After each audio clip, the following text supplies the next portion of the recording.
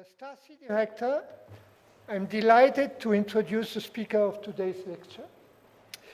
This is organized by APAC's lab within the research framework of the Mediterranean cultural landscapes and digital cultural heritage.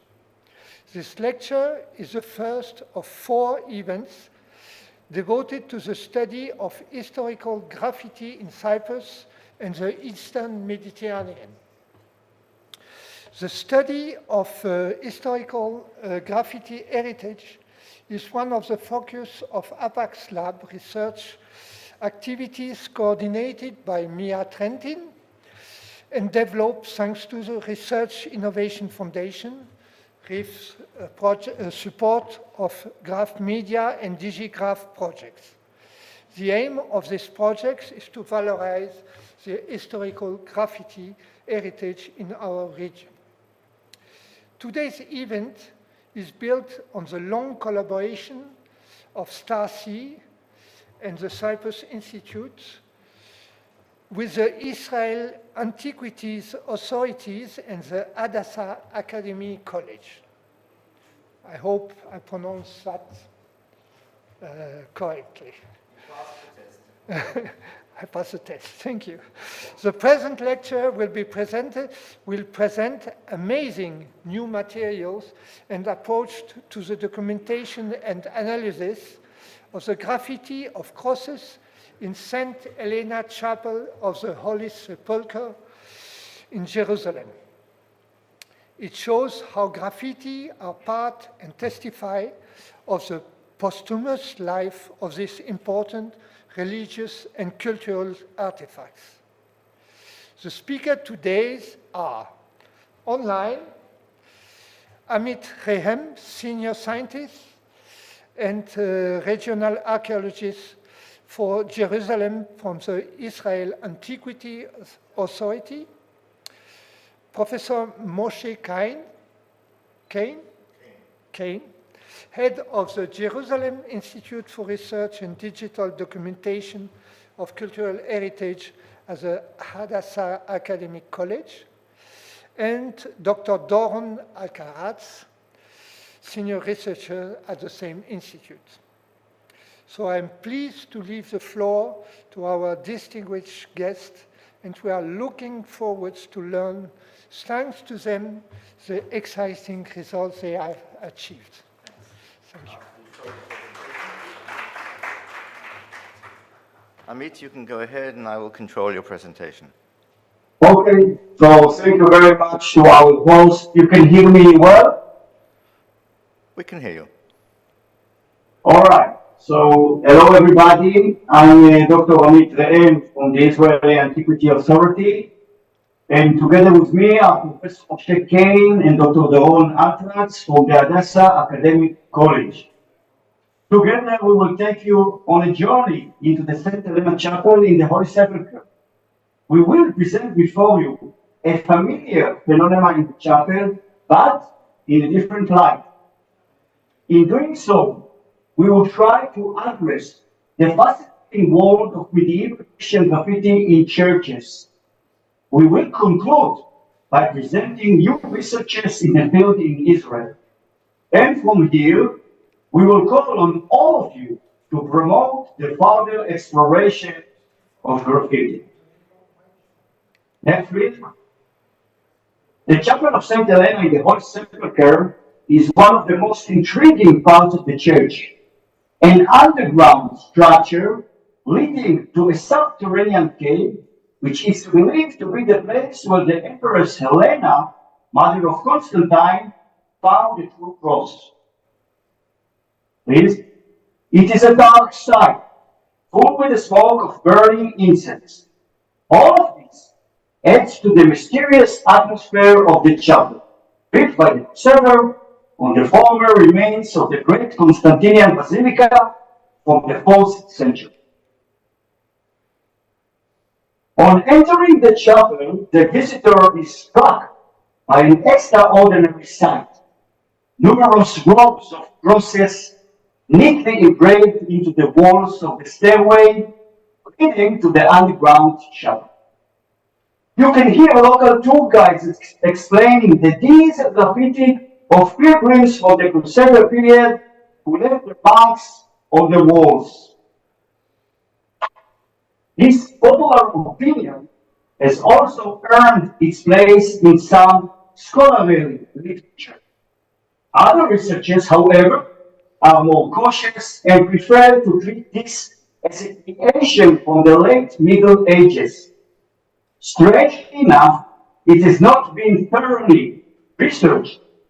The last serious attempt to understand the engraved process was made by William Perkins.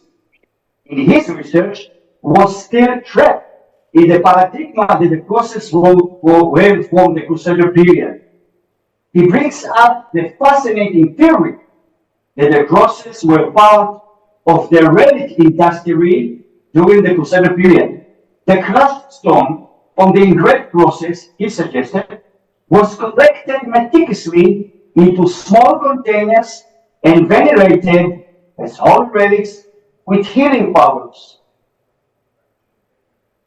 In our research of the process, we set ourselves four main goals.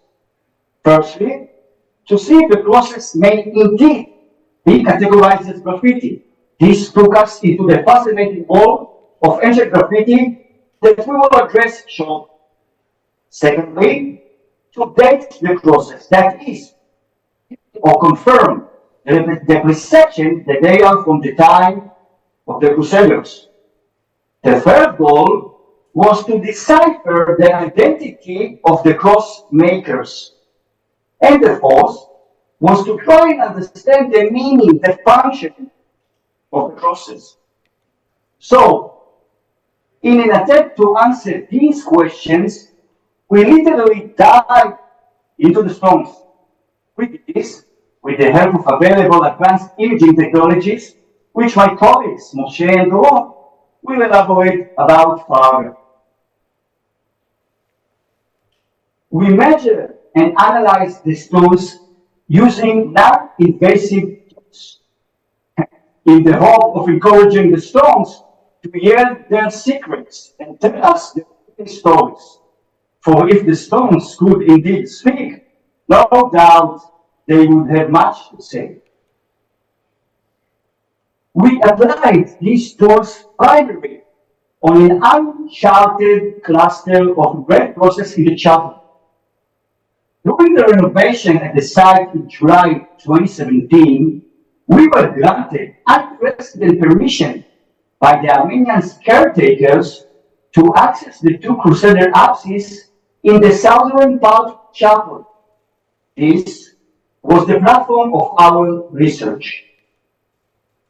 There, we were amazed to find literally hundreds of additional crosses engraved all over the apsis walls. Furthermore, additional investigation into the photo archive of the British Mandate in the Rockefeller Museum revealed that until the 1960s, there were in situ two medieval altars in the center of the apsis. On them, one could clearly see hundreds more engraved crosses. Again, for us, these discoveries were fertile ground for the application of our research. So, back to our research questions, and firstly, the question of whether these crosses can be considered graffiti or not. Before we attempt to answer that, let me preface with a few words about graffiti in antiquity and in the Middle Ages. Today, we tend to see the phenomenon of graffiti as an act of vandalism or in the next innovative art. In ancient times, however, this was not necessarily the case. Graffiti was a common practice, and many public buildings, including churches, were covered with graffiti made by pilgrims, visitors, and residents from various social classes. In holy places, it was considered as an act of devotion and was accompanied by spiritual content. For us, the archaeologists, graffiti are truly voices and messages of the past. At times when archaeology can add no data and the stones stand in silence, graffiti shed light on the chronology of the site. It gives us information about the social structure. It teaches us about the cults and the belief of the ancient ones, and it opens up new fields of exploration. Here, we should speak briefly on the state of research. There is an extensive literature in the field, studies that deal with graffiti from the dawn of humanity, the prehistoric times, through the classical period, the Middle Ages, and further on. Studies that spread over vast geographical areas and different cultures. Yet, there is more to be done in this important field, more to be done in the Levant, more to be done in the Holy Land. In my opinion, now it is the personal quest of several enthusiastic scholars.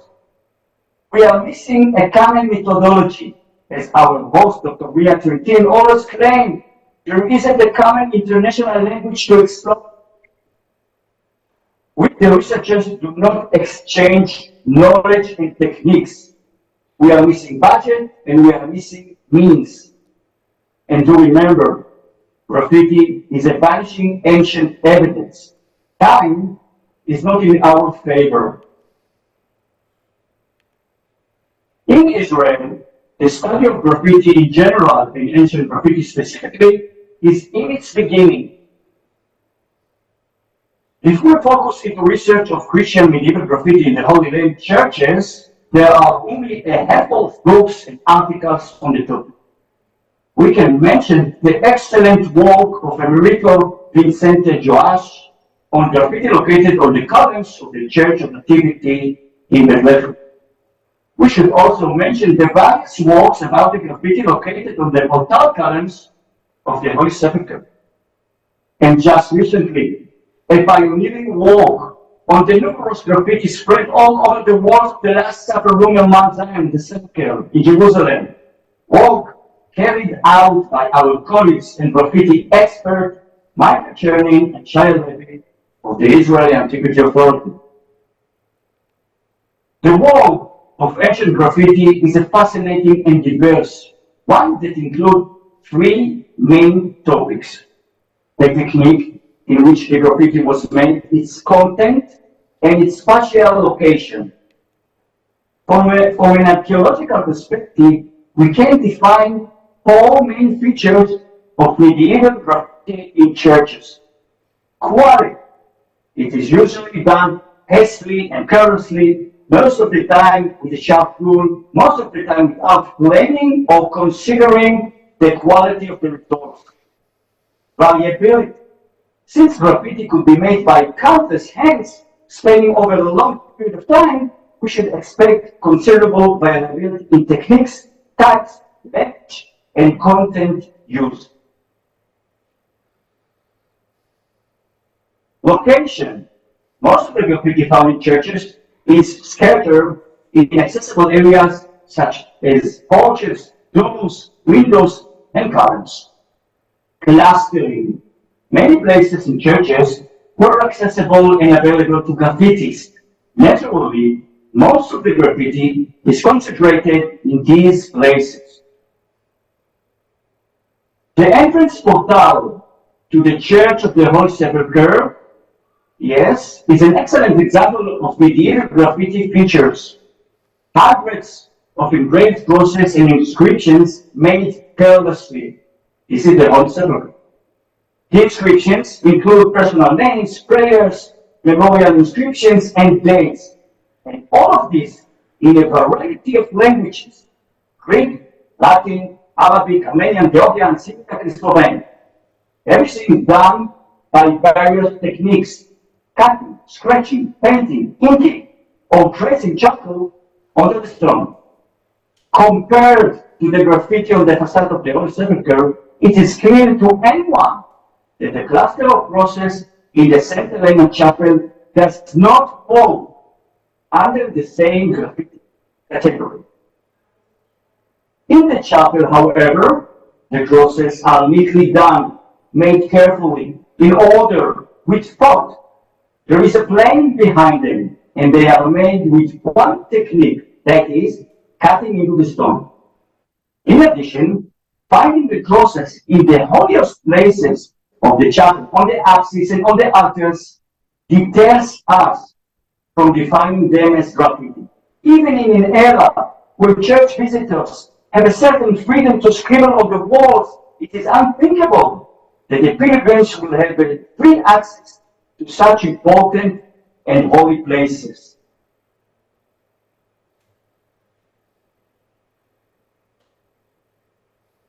But beyond the first feeling of dismissing our process as graffiti, we looked for empirical archaeological evidence. That came with the original research of Moshe Kagan and Dr. Lindsay McDougall of the University College of London. With the help of macro photogrammetry and RTI, they mapped the crosses, examined their size, the depths and the engraving and the slope of the arms of the crosses, and concluded that most of the crosses fall under one pattern. They have the same morphological features. In the graph above, you can see that 60 crosses sampled have the same curve. This result led us to the conclusion that one, or at the most, several hands made the crosses with patterns and techniques known in advance. Hence, the engraving of the crosses cannot be categorized as random graffiti. Let us be more precise and accurate.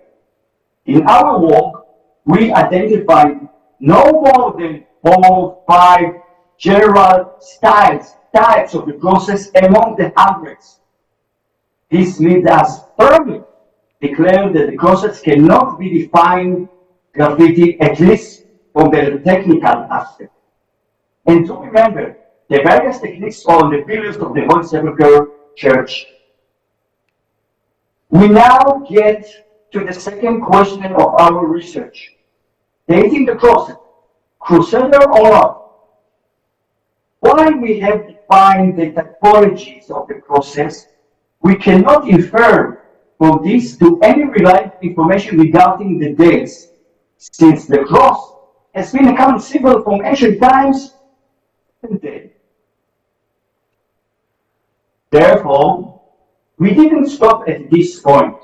Rather, we looked for other indications that would testify to the date of the crosses, and we found them. Here, I will focus on 3. In the lower corner of the southern apsis, we identified an heraldic symbol with an inscription bearing a name. The symbol is a simple shield divided in half by a left diagonal line. The inscription is written in Italian script, typical to the 3rd quarter of the 15th century in Germany. It indicates a name, M.V. Wildstein Ritter, meaning M. van Wildstein Knight. With the help of our friends in Germany, Claudia Martel and Karl Bocha, we were able to trace the anonymous Wallenstein and his family crest. The Wallensteins were a family of imperial knights from the Middle Franconia. A certain Martin Wallenstein made the pilgrimage to Jerusalem in 1503 and was dubbed the Knight of the Holy Sepulchre on the 3rd of October. He probably engraved his name alongside his coat of arms. In what way does this contribute to the dating of the crosses? Well, it seems that the crosses are carefully carved at the lower part of the stone and on the nearby stones in a way that would not harm the coat of arms and the inscription. Hence, it would appear that they were engraved while the symbol and the name already exist. Therefore, the crosses could not predate the 16th century. Moving to the lower part of the main corridor leading to the chapel, on the southern wall, another heraldic sign can be seen. already identified by the German archaeologist Joachim Kruger. It consists in its upper part of 3 hertz above a wall that is built on 3 arcades. This time, we did not find the shield owner names, but we discovered something no less important. Advanced. Please, Moshe. Yeah. Next slide. Yeah, I know. I'm building the tension. Advanced RTI imaging of the symbol showed that it was surrounded by a thin rectangular frame that wore down over the years. At the bottom of the frame are Roman numerals that make up a date. It is important to note that the frame, the date, the symbol are one piece, one creation. The date itself consists of 3 letters. We think 1 or even 2 additional letters were missing as they are cut by an arm of a cross. In Kruger's opinion, the missing letter is T. Hence, the date is 1520. We suggest that another letter, L, was to the right of the D and may suggest the date 1570. Either way, the very fact that the date and the frame were cut by the process, marked here in blue arrows, indicates that the process are late to the Roman date, and therefore, at least concerning this concentration of process, they are not earlier than 1520. On the walls axis, next slide please. On the walls axis, we identified about 30 Armenian inscriptions.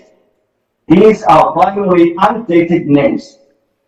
Beyond the contribution of these to the corpus of Armenian inscription, it was important to learn about their relationship with the process.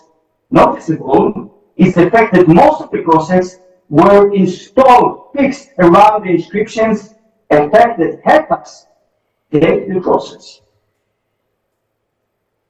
In this inscription, number 13, we did, however, find the date.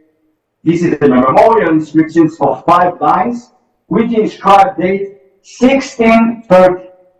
What is important to us is that the inscription was surrounded by process engraved after the inscription exists, meaning, again, post 1630. To conclude, the 16th, 17th centuries seems to be the time of the formation of the process. No more procedures. Now, for the third goal of our examination, who is behind the creation of the process? With the help of our research partner, Dr. Yana Chikhanovich, we propose to see the Armenians as the creators and the mind behind the process. Yana points out on a close connection between the engraved process and the Armenians. First of all, the symbol of the process plays an important and crucial role in the liturgy of the Armenians. Secondly, such concentrations of process appear in medieval churches owned by the Armenians, in Armenia and beyond. In the Holy Land, for example, we are familiar with this process in the St. James Cathedral, in the Armenian Quarter, the St. Xavier Church in Mount Zion, the Zaytuna in Jerusalem, Church of Nativity, and many more. Thirdly, in almost every case where process were detected, Armenian memorials were to be found adjacent to the process or embedded within them. These inscriptions mention certain process, probably the one adjacent to them. Here, for example, one can see from the chapel an Armenian inscription surrounded by process which specifically mention a certain process, presumably one of the adjacent engraved process. The Helena chapel, or in its Armenian name, St. Gregory the Chapel, is owned by the Armenians. Although we do not know exactly from what time it was in their possession, some clues suggest that it was since the time of Saladin, 1187. It seems that the combination of the Armenian presence in the chapel and the traditions associated in the chapel with the true cross led to this unusual consecrations of crosses. We should be cautious and emphasize that the carved crosses are not the sole domain of the churches, but such consecrations are highly likely to be an Armenian creation. In the remaining minutes, I'd like to briefly describe some of the technical aspects of the imaging research. For that, I will now pass you to my colleagues, Doron Alkins and Professor Shekin. Please. Thank you, Dr. M. So, as Amit mentioned, our goals were clear from the start, yet the path that we should follow to discover them were much less so. The project has been ongoing for some 5 years already. During this time, we've employed several techniques and approaches: photogrammetry, LiDAR, laser, and structured light scanning, 3 complementary methods of recording the 3D properties of an object. We've used reflectance transformation imaging for surface information detection. We've used gigapixel imaging for detail over distance, etc. As we progressed, the research questions became clearer, and so too did the various techniques that we used. It was a given fact that we had to employ a variety of quick, non-invasive techniques to gather as much information as possible for later analysis. Now, as you all know, every technique has its advantages and its disadvantages when it comes to issues such as interactive control, access, lighting, measuring, filtration, etc. Time constraints won't allow me to go into much detail here. However, just to illustrate, one big challenge that we had was in overcoming 2 conflicting needs. On the one hand, the necessity to document and appraise the entire wall surfaces comprising of several hundreds of stones, yet at the same time, the need to be able to zoom in interactively on choice into any specific detail. Hence, we made the use of gigapixel imaging technique, which involves, as I'm sure most of you know, taking hundreds and hundreds, if not thousands, of pictures close up and stitching them together into an interactive, massive file, not all that different to Google Earth. Hello? Likewise, there was the necessity to capture detailed information at the highest possible resolution, to analyze the textures and pick out faint surface information. That worked best with RTI, reflectance transformation imaging. Time won't allow me to go into much detail, but for those who are not familiar with RTI, we are talking about a brilliant computational photography-assisted technique which uses multi-lighting conditions to capture a set of images from a fixed camera position with the aim of virtually and interactively revealing the characteristics of an image surface. Our primary goal, however, was to measure the topography of the individual crosses in order to analyze and to scientifically gauge their production methods. Here, as already mentioned, our initial work was based on the analysis of Dr. Lindsay MacDonald of University College London. For this, we looked at a combination of laser scanning, RTI, and photogrammetry. Each technique offered advantages over the other. However, it also had its own disadvantages. Working with them together, however, they complemented one another. The RTI, which you can see on the left, brought out the surface textures, and the 3D imaging on the right allowed a multi-directional inspection at a very high level. Our analysis of the chiseled incisions on the stones reveals regular V-shaped profile grooves. The angles of these were determined using a technique known as photometric stereo, or shape from shading, an image processing technique which determines the surface normal vectors at each pixel position. Again, I won't go into too much detail here, but for those who are again less familiar, a normal map is a red, green, and blue image interpretation in which each color represents an angle of the surface to the camera or to the eye. These RGB values translate to X, Y, and Z values or directions, thus allowing the viewer to see a 2D image which represents 3D depth. Other techniques that we used and tested included the use of LiDAR, infrared, and ultraviolet light, and so on. The current stage of our research aims at clustering these crosses into shape archetypes. Here, we are looking to the evolving potential of AI and machine learning, and work is being currently undertaken with our colleague, Dr. Yekutieli, from the Department of Computer Science at the Hadassah Academic College. Ideally, seeing as how I don't understand anything about it, he would be the one to explain the process. However, in his absence, I'll try to do so simply. In the first phase of the work, the contours and inner lines of the crosses are traced from various images to create a line drawing representation.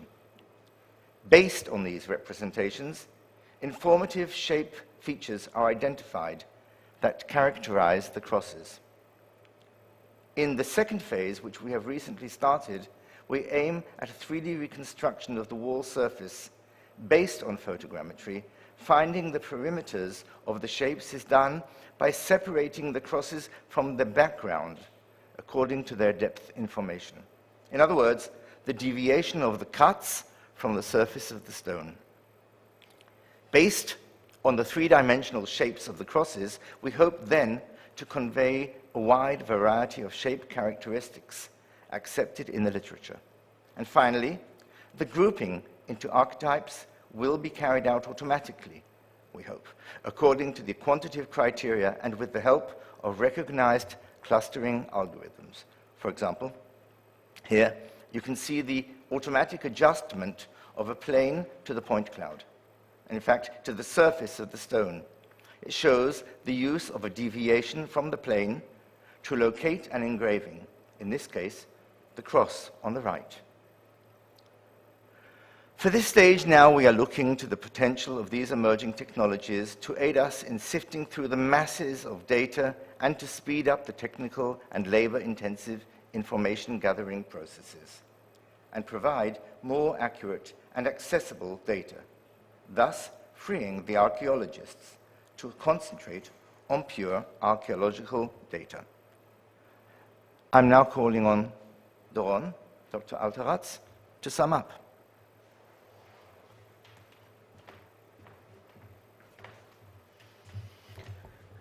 Thank you, Amit and Moshe. So, let's start wrapping up. What have we learned so far?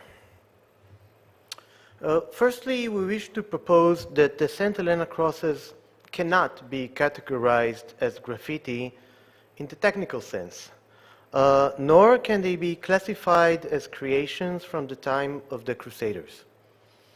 But rather we see them as planned act of the Armenians from the late Middle Ages with religious and liturgical significance, kind of act of devotion. On that point, let me go into more detail about the suggested religious meaning of the engraved crosses. This should be understood against the background and the context of the period. We are in the 14th to 17th centuries, the Mamluk and Ottoman periods, one of the golden ages of the Christian pilgrimages to Jerusalem. The flow of pilgrims is increasing. Everyone is looking to leave their mark on the holy place or take home a souvenir. For in this way they will gain salvation, perhaps the ills of the world will pass on them. Perhaps it is not all that different from the sights of the old city market in Jerusalem today, with crowds of pilgrims, tourist stalls, and religious souvenirs. In today's terms, Jerusalem was washed away by a wave of vandalism. Stones and objects were taken from churches, replaced by personal belongings, nails, or even body parts, such as teeth and hair. It was so common that it is documented in the pilgrimage diary of the Dominican brother Felix Fabri, who visited Jerusalem in 1483, describes how pilgrims brought chisels, hammers, writing materials with them to perpetuate their names on the walls of the Church of the Holy Sepulchre and other churches. The question, however, still remains whether these crosses may nevertheless still be defined within the wider context of graffiti. Setting aside the technical aspects of their creation, we may ask whether or not they still serve much the same cultural and social purpose. These are indeed wider research questions which remain to be tackled, a task we hope sincerely to do together with our colleagues here at the Cyprus Institute. So, are we there yet? Most certainly not. There is much yet still to be done. I'll mention briefly a number of studies and potential projects that are currently being conducted. Michael Chernin and Shai Halevi, which Amit mentioned before, of the Israeli Antiquities Authority, are conducting a special project documenting the hundreds of graffiti in the churches of the Holy City. Another special project involved the graffiti inscription scattered on the roof of the Church of the Holy Sepulchre. I hope that with the collaboration of the IAA, the Hadassah College, and the Cyprus Institute, we will be able to document and decipher them all. Currently, Amit, Moshe, and I are also working on marking the Hebrew graffiti inscriptions surrounding the massive burial mounds in the Kidron Valley, which runs north-south of the eastern rim of the Old City. Why are they there? And what do they mean? We hope we will be able to tell you soon. In conclusion, graffiti research is on a new path. It is sponsored by the IAA, as a government body in Israel. It's a new and exciting field. We welcome every research and researcher in the field and look forward to building collaborations with you. Thank you.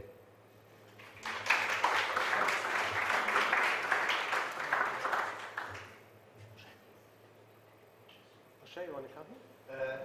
Questions? Yeah. If there are any questions? Question, remarks? Amit, are you around to answer questions?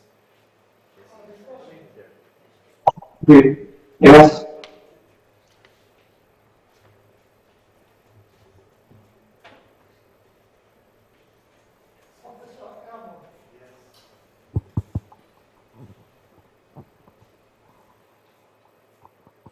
Thank you for the presentation. I wanted to ask about if you know who are the Armenians from Armenia or from other places. Because maybe I missed, maybe Amit mentioned, but the sound was not perfect. No, the sound is not so good.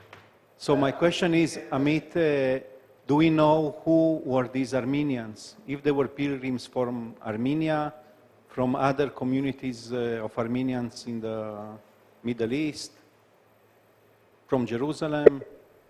Yes, it's a good question. I'm not an expert for the Armenian community, but it seems to me as we analyze the inscriptions in Armenia, the people who knew perfectly the Armenian language and the writing and the Armenian writing. And as I know today, the Armenian today, not in ancient time, the Armenian community, today they come from Armenia.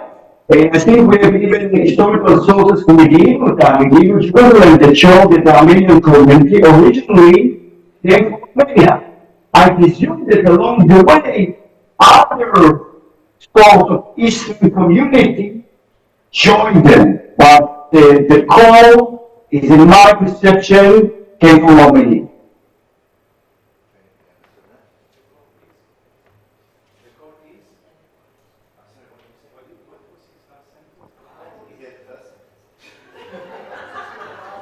Amit, can you repeat your last sentence, please?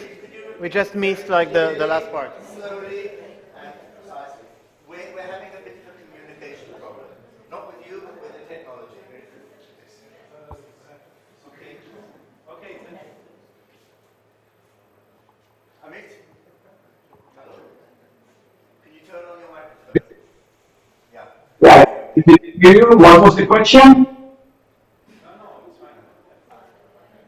It was not clear the last part, but it okay. Okay, something related maybe Doron, let's see how Doron can answer, or you, Moshe, because the sound is bad from Jerusalem, unfortunately. So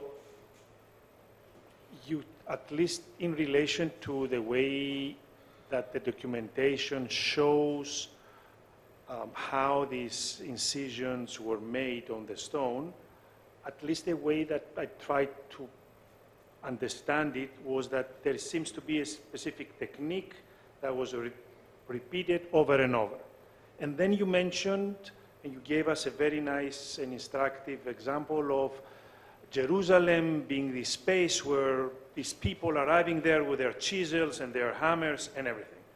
So I felt that this needs an explanation. Who is doing this in the chapel of St. Helen? Is it all these guys that are arriving with their chisels? Are they getting training sessions how to properly chisel on the wall? Or are they hiring somebody there? Or how do you think it was done? Because, okay, I mean, I want to hear from you because it made me think about other examples. Obviously, we don't know for certain. But our understanding is that... I'll speak here. I say, obviously, we don't know for certain, but our understanding is that unlike... I'm okay. Unlike the description of Felix Fabry of the vandalism, so to speak, what we are suggesting is that specifically in the St. Helena Chapel, this was not the case.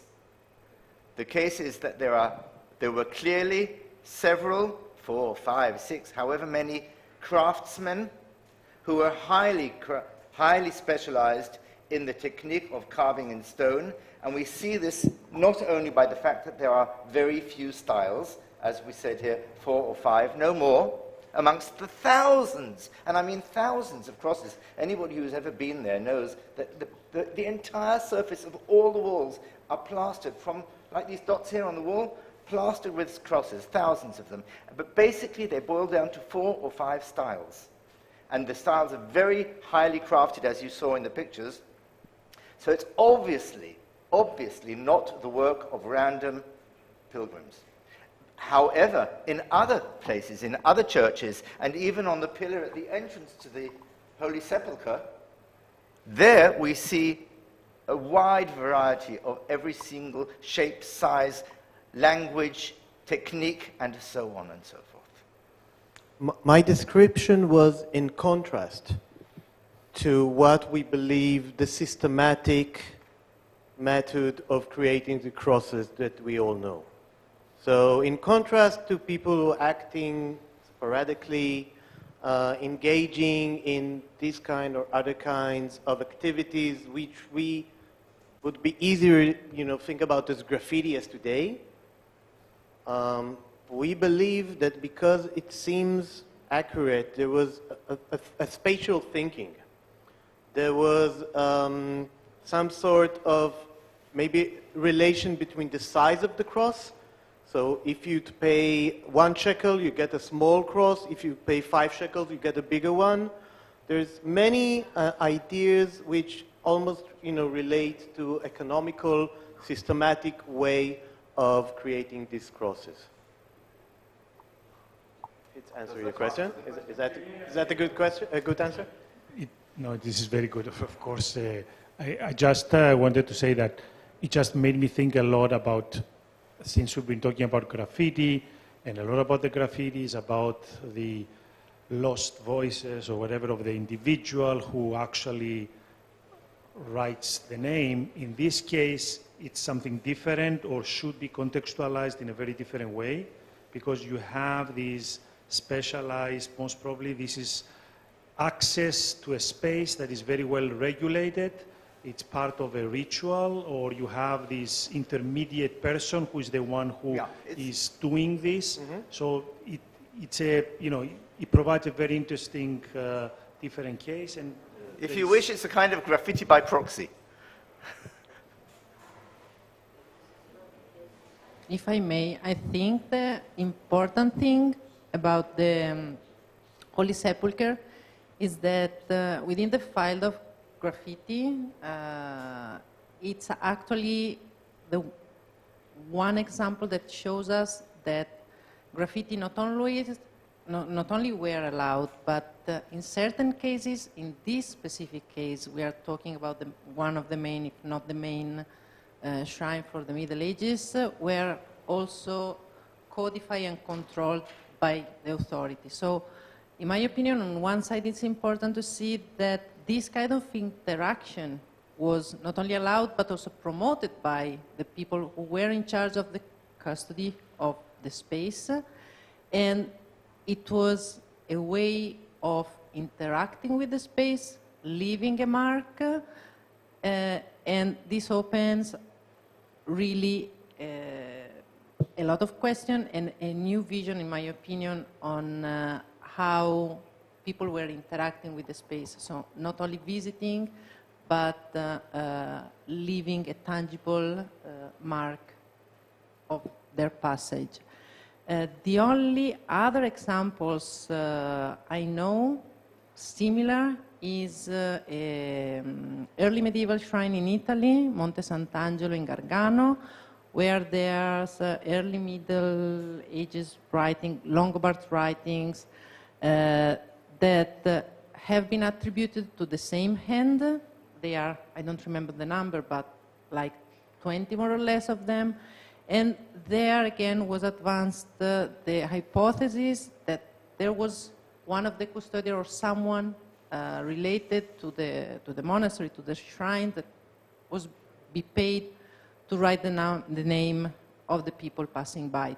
But it's a completely, of course, different examples. We have names with the same kind of writing in different places, and not in huge number as here. But I think it's important to mention and to see that possibly in very relevant shrines this was happening. And this helps us to understand that, again, graffiti were not vandalism, but were actually a very common and normal way of interacting and praying, and part maybe also of rituals. On that note, I think it's also a question of who's the researcher, so who's asking the question. So I think that we also tackled the social question, and I can just imagine, again, if you're going into the church and there's someone who's responsible for creating these crosses, and you pay him or you're not paying, whatever it works, but what is the personal meaning of me leaving that mark on the wall of the church and then maybe going back home? I mean, does it really change the social meaning of things? And I argue that I'm not sure.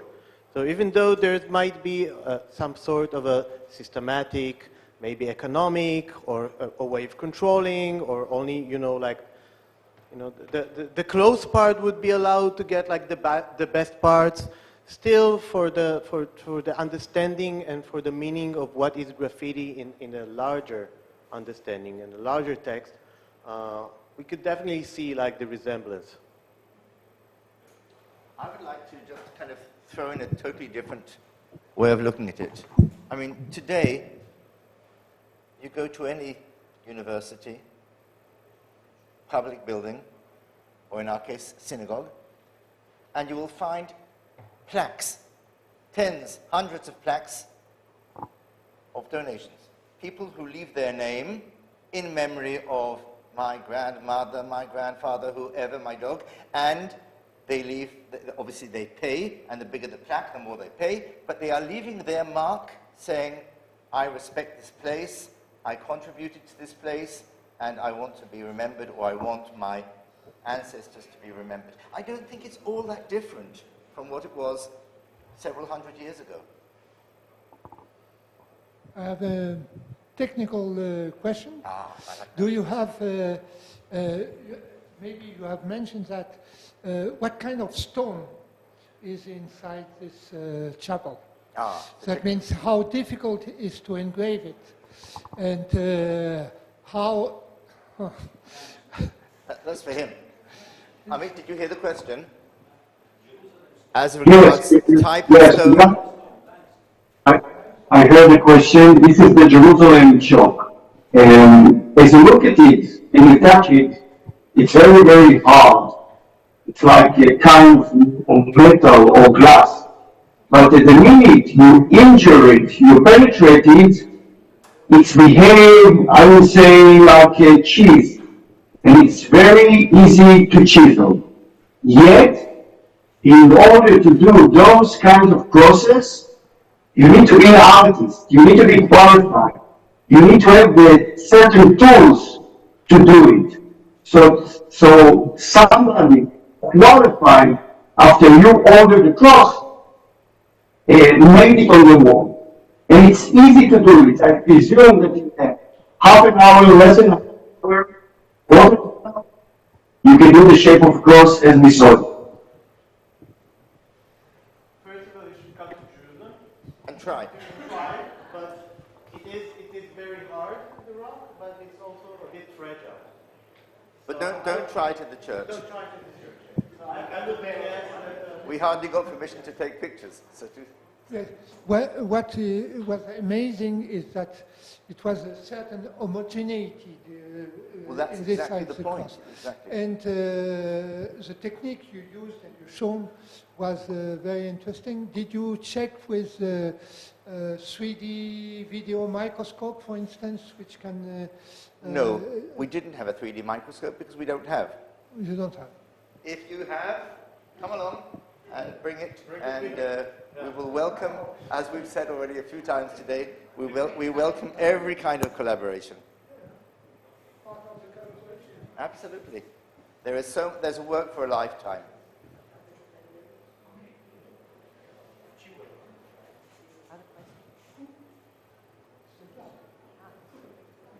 Any further questions? No? No. Everything Speak was... now or forever hold your peace. okay. Thank you again. Thank you.